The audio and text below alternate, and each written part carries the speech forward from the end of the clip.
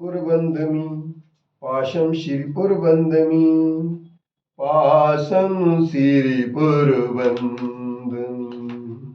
पत्रम यत्र विहायसी भृगुकुले स्थातुं क्षणं नाक्षमं तत्रास्ते गुणरत्नरोहणगिरि यो देवदेवो महान् चित्रं नात्र करोति कस्य मनसा दृष्टापुरे श्रीपुरे सश्रीपाशुजिनेश्वरो विजयते दिग्भाषिषां शासनम् पत्र टिके न जहाँ अधर में गुण रत्नों का गिरिवर हो कितना विस्मय किसे नहीं हो चलो देख लो सिरपुर को देवों के भी देव पास जिन अंतरिक्ष में शांत रहे युगों युगों तक दिगंबरों का जिन शासन जयवंत रहे। अभी हम दान पर थोड़ी सी बात कर रहे हैं। त्याग और तप की भूमि भारत की भूमि है। त्याग और तपस्या की भूमि, बलिदान की भूमि सिरपुर है। सिरपुर के अंतरिक्ष पार्श्वनाथ की इस प्रांगण से हम आप लोगों से दान की बात करना चाहते हैं। तो दान की बात करने में एक सबसे बड़े गृह कर्म नापि निश्चितम कर्म विनिष्ठा खलु ग्रही भूमुक्ता नाम अतिथि नाम प्रति पूजा रुधिर मलम धावते बारी। आचार्य ये कहते हैं कि दान जो होता है, गृहस्थ का कर्म करने में आदमी के पास बहुत पाप का अर्जन होता है। बिना पाप के कोई भी संपत्ति आती नहीं है, उसका संचय नहीं होता है। लेकिन अब संपत्ति के तीन कार्य होते हैं। एक तो संपत्ति जो होती है सबसे पहले जाम हो जाती है या कहीं गाड़ दी जाती है। दूसरी संपत्ति नष्ट हो जाती है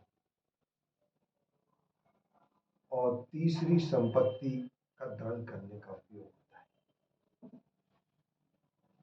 लेकिन या तो भोगेगा या नष्ट होगी या दान करेगा।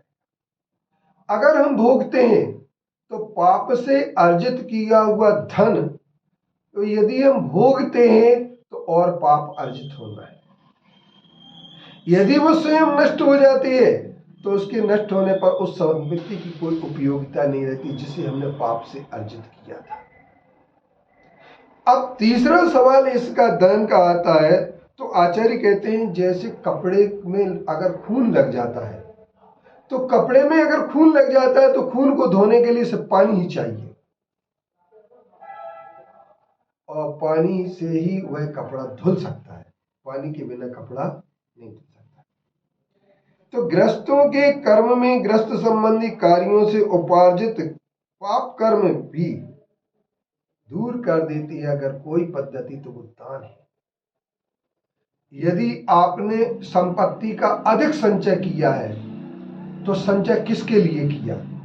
स्वयं के लिए या औलाद के लिए या माता पिता के लिए? किसके लिए एक बार हम एक पुरस्कार कहानी पढ़ा करते थे, हम बहुत छोटे थे बचपन में। तो एक साधु एक सेठ के लिए, किसान के लिए मिलते हैं। सेठ था, किसान भी था, और उससे पूछा कि तुम कितना कमाते हो? उसने कहा 1 रुपये कमाता हूं। 1 रुपये का क्या करते हो? वो कहता है 4 आने से ऋण चुकाता हूं, 4 आने कर्ज पर दे देता हूं, 4 आने जो होता है हम दान दे देते हैं, उस लोग के मृत्यु के बाद के लिए रखते हैं, और 4 आने जो है ना वो क्या करते हैं, हम अपने आप खा लेते हैं। 1 रुपये का उपयोग है।